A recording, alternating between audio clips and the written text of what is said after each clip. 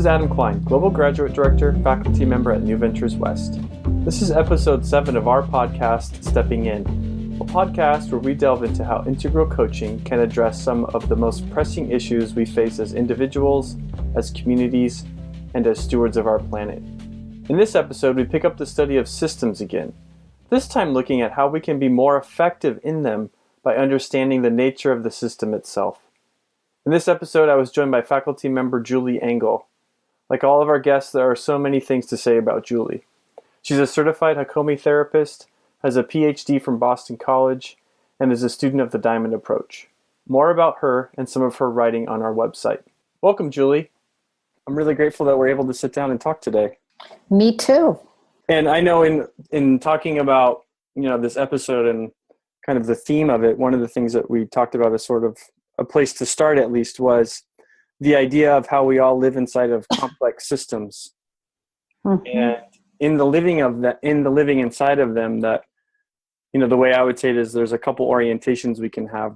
One is to be like a victim of it, where we feel like everything is just happening to us and we try to resist it as strong as we can so we're not pushed over by someone else's agenda.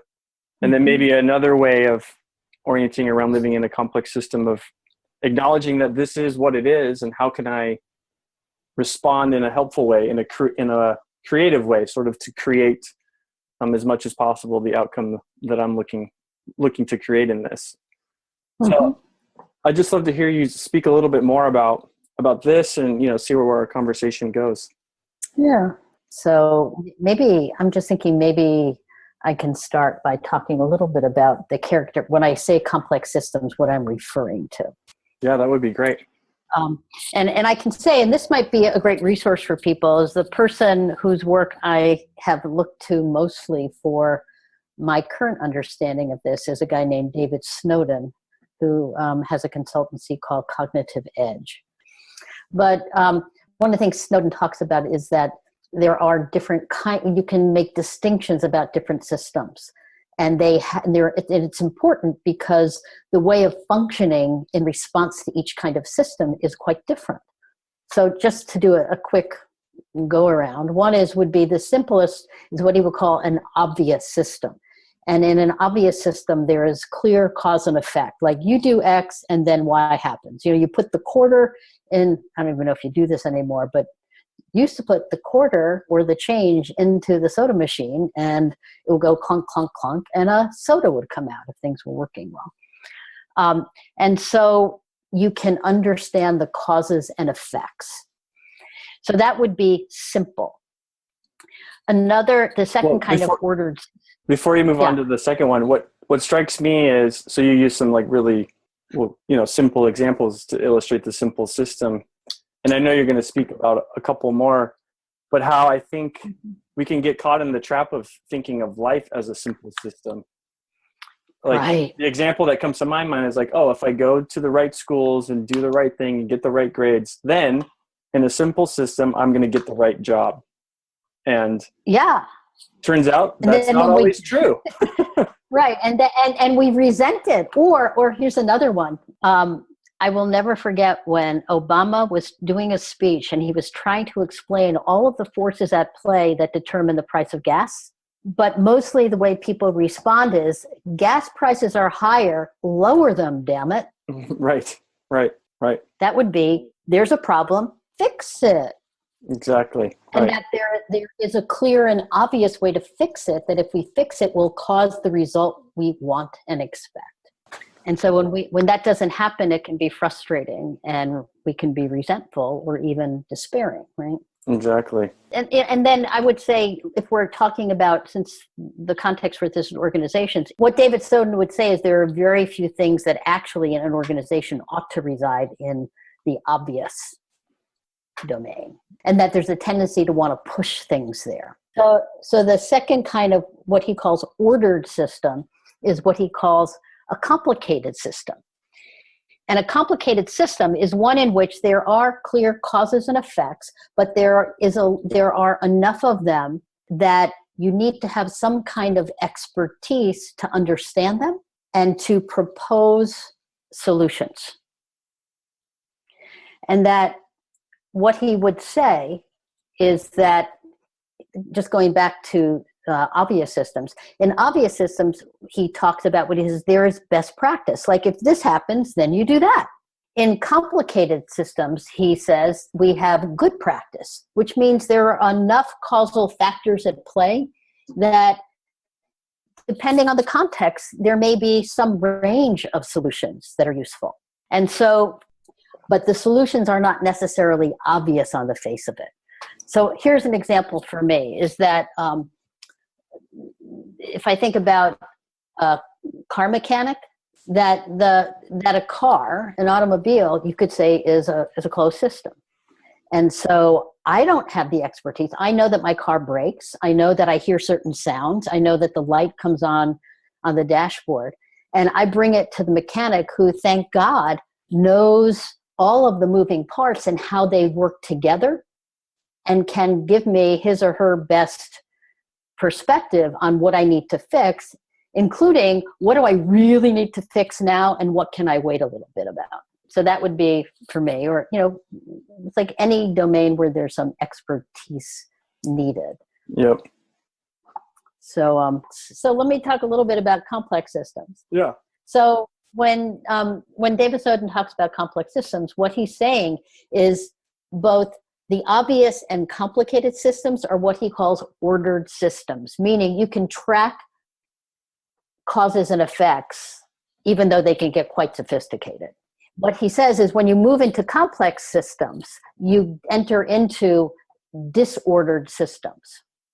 And so what he says is that in disordered systems, there are two kinds of systems. One he will call complex and the other chaotic, and I'll talk about both. But let me start with complex. So complex is when there are so many factors at play that you can't really talk about causality because it's so complex that you don't know what's affecting what. And so it can be very frustrating when people want to solve a problem with the answer, because what's true about a system is the system is acting on itself all the time. It's never static. And so, what you see, for instance, in organizations a lot is people are in a complex system. I do a lot of work in startups, which there's lots of moving parts all the time, which is true actually everywhere. But you can see people wanting it to, they're waiting for a respite. They're waiting for a moment when things slow down or where there's a greater sense of stability, because they're up against their threshold and having difficulty functioning in an environment that's always changing, so that their comments about what's happening often show up as complaints about how it is. And so in a complex system, what Snowden talks about is it's not about good practice or best practice. What you're doing is you need to, what he calls probe. You need to observe the system, experiment with affecting the system in some way, and then observing how the system responds. Mm. So it's a much more of an experimental approach. Yep. So in a complex system, it's this probe, see how the system responds, and then based on how the system responds, decide to continue or amplify what you're doing, or to pull it back or abandon it. Yep. And so, for folks who are familiar with sort of the startup space in organizations, there's something called lean as a methodology. And one of the things about lean is it recognizes the complex nature of organizations and the nature of a startup, where in the lean approach, what you're doing is you're always testing your hypotheses about the market, your hypotheses about your product, your hypotheses about customers and what's attractive to them, and about pricing, and you're doing tests so that you get a response, and you do enough testing so that you can begin to build. And then over time, as an organization scales, things start to become more routinized. Mm. Does that make sense? Yeah, that makes a lot of sense. Yeah. And I'm curious what you've noticed. I know there's the chaotic system, but while we're here, just one other question, and then we'll talk about chaotic, and I'm sure circle back. Well, what have you noticed about in your work with like startups or any other organization for that matter, how introducing these distinctions, particularly the one of complicated to complex, how that affects people and what you invite people to? Yeah. Right. So here's what I see, and I've seen this multiple times with clients in several startups that I work with. So I'm working with someone, and their work and their discipline, like business operations, lives in mostly the complicated space. Like they're the person who historically in their profession and their career has instituted business processes, analysis, reporting, those kinds of things. And that this is a classic one. So that person who is sort of their comfort is in the complicated space is interacting with the founder who is in the complex space on steroids. Right. Yes. They're like, okay, here's what we're going to do. And let's see. And, then they have their next big idea. And so this classic, I'm just thinking of this one client and the founder, her mood was one of deep frustration, and she felt not respected.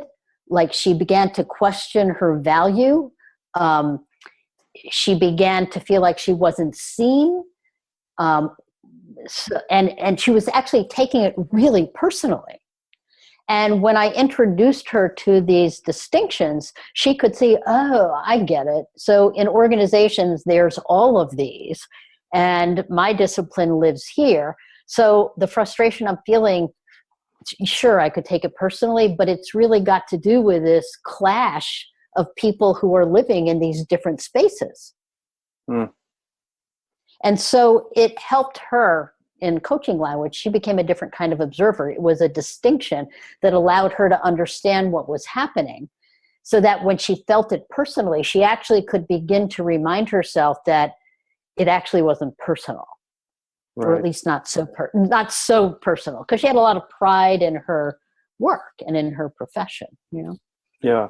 But that's the thing I see, is it seems to have the effect of creating some space for people to be able to see what's happening and to not get so blended with what's going on in a personal way that inhibits them. Yeah. Well, and I think this is a powerful distinction in this specific context.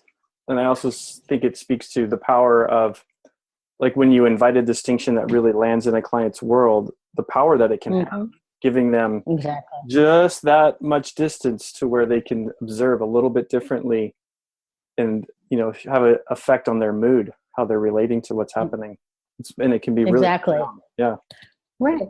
I think that's part of what I see, is it helps, making these distinctions seems to help people begin to meet the world as it is rather than as they wish it was. Yes, exactly what I was just thinking. Speaking to this longing they have that eventually we will get there. And this is a way of saying, well, actually, no, this is the way that it is and will continue to be. It's the nature of things. The other thing about complex systems is recognizing that you don't have control. That's big. That you don't have control over how different factors interact. They interact the way they interact, and you get to respond. Right. Yeah, you see the result of the interaction and then can respond based on that. You can't predictively respond because you don't know. Right. But you can see over time if certain patterns emerge, and that's when it begins to move into that complicated space. Then you can begin to sort of create structure because there's enough of a reliable pattern to things, at least for now. Right.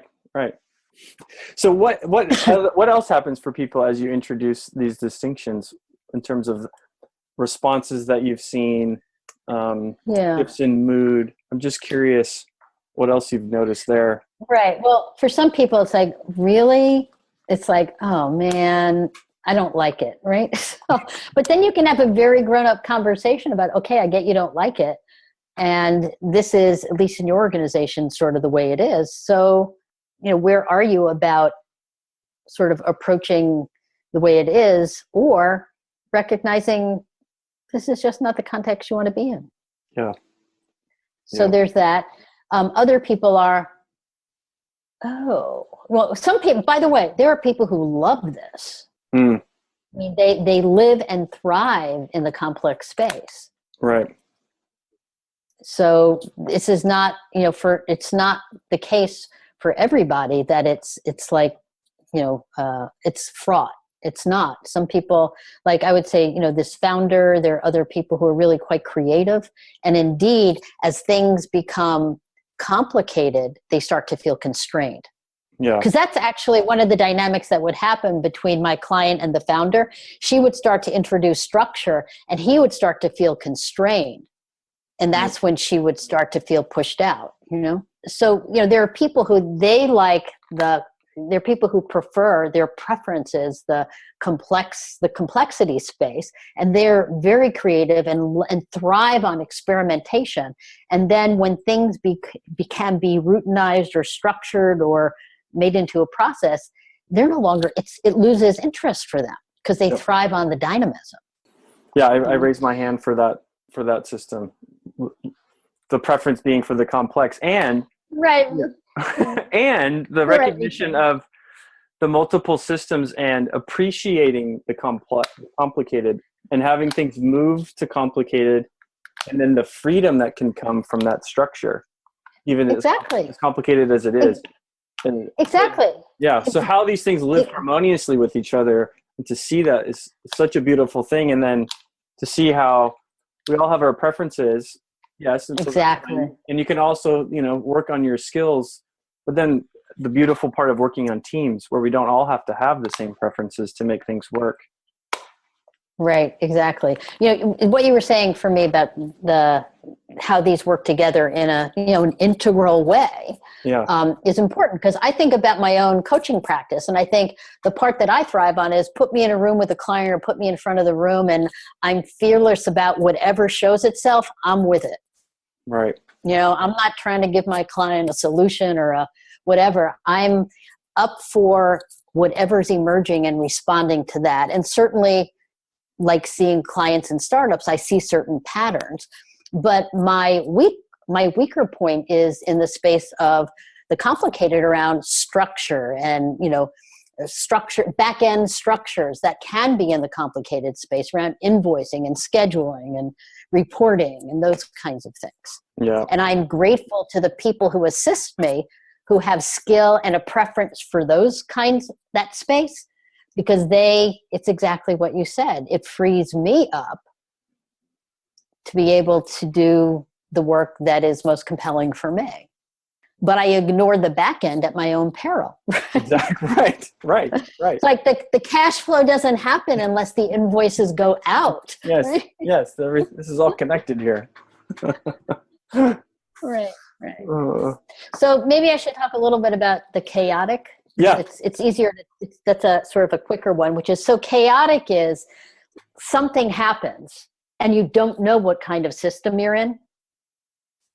So an example would be, 9/11, or anytime there's a terrorist attack or a big storm. Something happens and everything is upset or chaotic, and you don't know what kind of system you're in. And in that kind of system, the appropriate action is take an action. Because once you take an action, that then lets you know what kind of system you're in. And then it then flips into one of the other ones. Yeah. Yeah. It feels like in the chaotic, we're back to just go with whatever instinctually occurs to you, do that, see what happens, and then respond again. Right. And you have the thing is intervene. Right? Yeah. Right. So it's, and what you said before about we have preferences, that's actually one of Snowden's, he points to that as a concern, that managers and leaders have places they prefer to function, and that has implications for how they respond, and that their response may not be the most appropriate if they can only respond in the space that's their preference. Yeah. Well, because it keeps what I'm hearing is it keeps the breakdown cycling. So, so here's what I notice. For many people, and I think this is true for many coaches in terms of clients, But I have a lot of people who come to me, and my assessment is they're somewhere in balance or early to traversing conversations.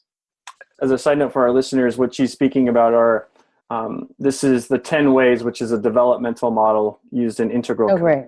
And so I work with people often along two general dimensions, and it looks different depending on what the presenting issue is for them, and them, as a person. But I work both with how they relate to themselves and with how they relate to the system. And so one of the things I find is that for many people living and working in a complex system, they feel like they're one of those silver balls inside of a pinball machine. Yes. The flappers, they kind of Yep. flap the ball, and then it's sort of like, and so the executive team pulls that thing that you pull that sets the balls in motion. Although some of the executives feel that way too, right? But, right. Depending on who the investors are, who the board is, sure. So, and so often I almost always at some point I make these distinctions about what's the reality within which they're living. And then what I find is that for many people, going back to what you said earlier at the very beginning about how do you cultivate your capacity to not feel like you're at the whim or the victim of this kind of environment. Yeah. And so a lot of what I find myself doing is there's some education and then practices. So the education is about how do nervous systems work? How does the nervous system work when it feels like there's a threat? How does the nervous system work when it meets a threshold for what it needs for stability?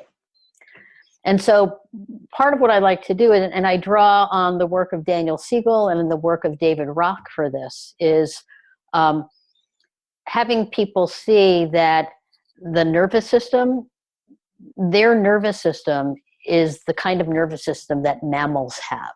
Yes. And so a lot of how they find themselves triggered, on the one hand, yes, it's personal. On the other hand, it's the way human nervous systems work.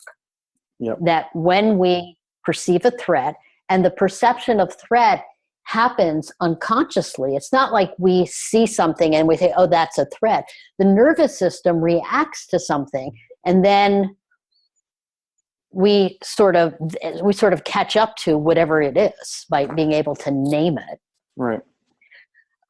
So part of what I try to do with people is make some distinctions around that, so that what they can begin to do is to begin to see that some of what feels quite personal for them, and they might be making themselves wrong for, like I shouldn't react so strongly, or I shouldn't get so flustered.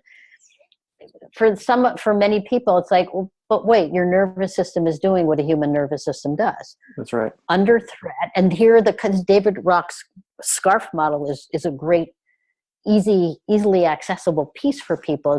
These are the different kinds of issues where people have thresholds. And when they pass that threshold, their nervous system goes into fight or flight. Basically, the higher functions of our brain aren't accessible to us in the same way. And so when people making this distinction with people about the way the human brain and nervous system works, that nervous systems react. And so for them to see, oh, what's happening for me is what happens to a mammal in these kinds of situations. Oh, okay. So a little bit of space for compassion. And then what we begin to do, and again, different for different people, what are the practices that they can begin to engage in that would help them cultivate a nervous system that I call it increasing. I draw this from the work of Pat Ogden and also Daniel Siegel, to expand their window of tolerance, meaning expand their comfort zone so that they don't get so triggered so quickly. And that is not part of what I think is important is that is not a function of will. That's a function of training your nervous system. Yeah. Yeah. There's this great quote a colleague of mine, Jen Cohen, shared with me from Bruce Lee, which says, under stress, we fall to the level of our training. For me, a big part of my context is how can we train ourselves to have a nervous system that is durable and grounded so that we can tolerate and respond well in environments that are pretty unstable. Yeah. What I find is that, and so there are practices around learning to work with your nervous system. Whether it's, body sensing or grounding or, there's a whole host of things they can do. I'm just going to press you for like one specific grounding exercise that you've recommended, and maybe for people who are listening so that maybe they have something to try themselves. Right. So for instance, for me, when I'm coaching, I always look at, I have two kinds of practices. I call them on the mat and off the mat. So on the mat practices are practices that you can begin to do in the midst of a situation. So, and it takes some ability to self-observe to do that. So it might be you're in a meeting and you've begun to see, you can feel your body getting triggered. And so then a grounding practice would be, okay, feel your feet and take a few breaths. And nobody needs to know you're doing that. That's on the mat. Right. Another on the mat practice would be as when you get an email from someone, when they can see, again, this requires them to begin to see they're triggered, or they can actually do this without being triggered. So, when you're crafting a response, before you press send, take a moment and breathe to actually pause and then reread the email, imagining you're the person on the receiving end. And what's the impact?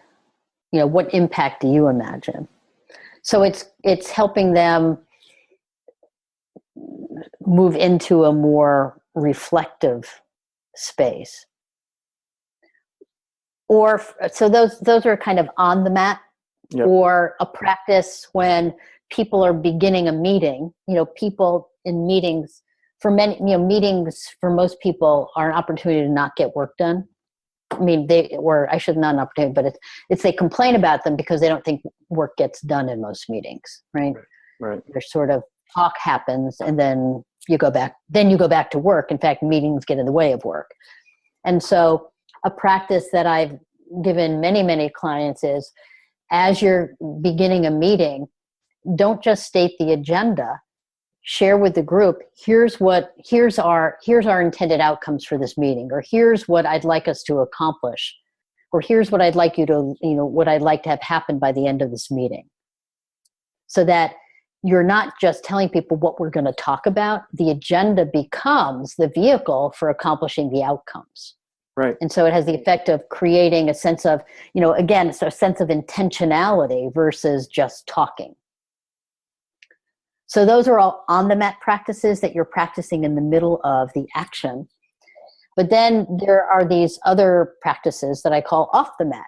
And I know Richard Heckler has a name for them. I forget what he calls them, but they're sort of foundational practices. And I talk about them as, the way astronauts train and do simulation after simulation, so that when a range of situations arise, they're able to respond because they've been practicing. It's in their body versus reacting. Right. And that they can even be generative, meaning it's not simply responding, it's something new can emerge, right? And so, there are practices I ask people to engage in, whether it's some sort of contemplative practice or, one I just recently have asked a client to sing in their car, because it has to do with them cultivating a more robust voice so that they can intervene with more power. But it's practicing and practicing and practicing so that when they arrive in the situation, they're more likely to have access to whatever that competence or quality is. Beautiful. So I have there's a great quote from the Dalai Lama that I have on my desktop. Dalai Lama says, a tree with strong roots can withstand the most violent storm, but the tree can't grow roots just as the storm appears on the horizon. I love that, right? That's beautiful. Yeah, it's fantastic. And so for me, that's the distinction of, what I call off the mat. It's cultivating the embodied capacity. Yeah. So that when we meet the circumstances, we have more access to that capacity. Yep. And as you work with people in these on the mat or off the mat practices, working with your clients, what are you noticing over time? So what I hear is some variation of, they have more capacity to stay grounded as the circumstances do what they do. It's almost like, rather than, those they're toy like punching bags that have sand on the bottom, mm-hmm. and you punch them and then they bounce back. Yep. That's more what they feel like, is that they may get thrown, but they bounce back. Mm. It's like they don't get knocked off their feet. Right. Right. And the other piece that I see, and that they don't necessarily always come up with this word, but it's present for me, and I'll say it and they'll go, oh yeah, is they are able to maintain a sense of their dignity. Ah. That they have a sense of being able to sort of be present so that they can respond with dignity in the way that they really want to, versus reacting. Yeah. Wow, that sounds really powerful. Like coming from themselves rather than just from this instinctual response. Exactly. And so it's, so it is. There's something for me really beautiful seeing that unfold for people, is that they get that capacity about themselves. And it is certainly something that takes time to develop that, but you can see it when they come back every other week when I see them, and they begin to talk about how they're responding. You can begin to see, and they begin to see, oh yeah, that was different. Yeah. That sounds fantastic. Yeah. Well, we've covered quite a bit. Anything else you want to say in closing? Yeah, here's what I would say is that I feel like, while I'm talking about this in the context of clients I work with in organizations, for me, what I'm talking about is true about life in general. Yeah. And that I will say for myself that I am grateful for the practices that I engage in, because I can see over the years that I've engaged in practices like this in a steady way, that something does shift in one's nervous system. And so for me, that's hopeful. I think the other thing is that I feel like having the perspective that I just shared can introduce a sense of self-compassion for people. Yeah. And I think that's so important, is that, we do live in a pretty nutty world, and where, we really are doing the best that we can given whatever our current capacity is for each of us, even though some of it looks pretty damn weird.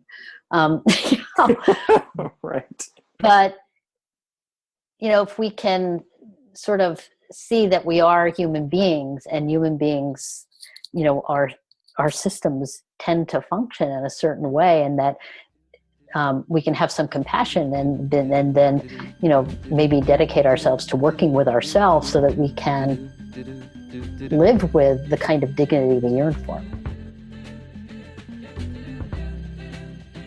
This is Adam Klein, Global Graduate Director and Faculty Member at New Ventures West, and I've been joined by special guest, Julie Engel.